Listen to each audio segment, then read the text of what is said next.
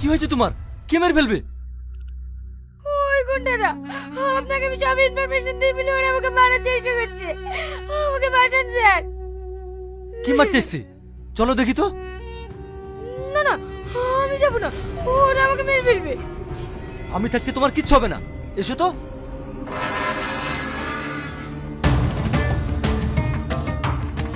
কই, কাউকে তো দেখতে পাচ্ছি না। তাহলে মনে হয় আপনার বাড়িতে আসতে দেখে ওরা পালিয়ে গিয়েছে। এভাবে আর কতদিন পালাবে? একদিন না একদিন আমার হাতে ধরা পড়তেই হবে।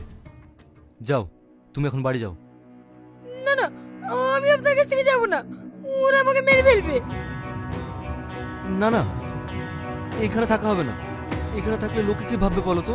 চলো, তোমাকে বাড়িতে রেখে আসি। না না, আমি বাড়ি যাব না, আমি বাড়িতে একা থাকি। ওরা যদি আমার কোনো ক্ষতি করতে দেয়। তোমাকে নিয়ে আর পারা যাবে না, এসো।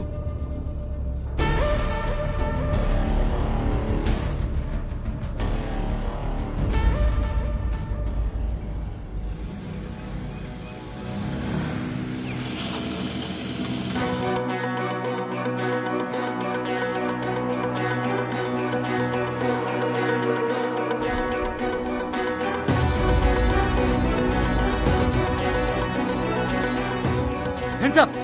একদম পালানোর চেষ্টা করবে না। অনেকদিন ধরে তোরা আমাকে বোকা মারাচ্ছিস, কিন্তু আর না, আজ তো তোর খেলা শেষ। সালমা, তুমি? তার মানে তুমি এতদিন ধরে আমাকে বোকা মারাচ্ছিলে? স্যার, আমার কথাটা একবার শুনুন। তোমার কোনো কথা শুনবো না। বলো বলো, তোমার দলের হেড কে?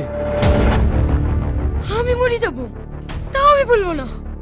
তুমি বলবা না? না, এই তুই বল, নাহলে কিন্তু তোকে এখানে এনকাউন্টার করে দেবো। স্যার, আমাকে গুলি করবেন না। আমি বলছি আমাদের বসের নাম টনি। টনি? ছি সালমা, ছি! তুমি একটা মেয়ে হয়ে একটা মেয়ে পাচার করতে সাহায্য করছো? তোমার দিকে আমার তাকাতেই ঘৃণা লাগছে।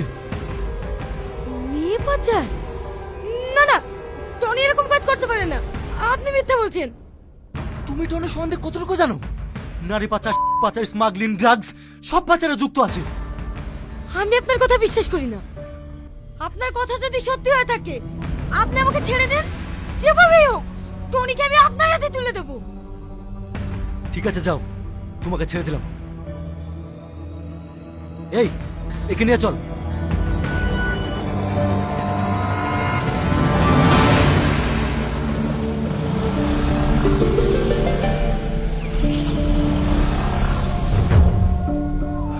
স্যার, ওকে আবার বিশ্বাস করে ছেড়ে দিলেন? সুরজ,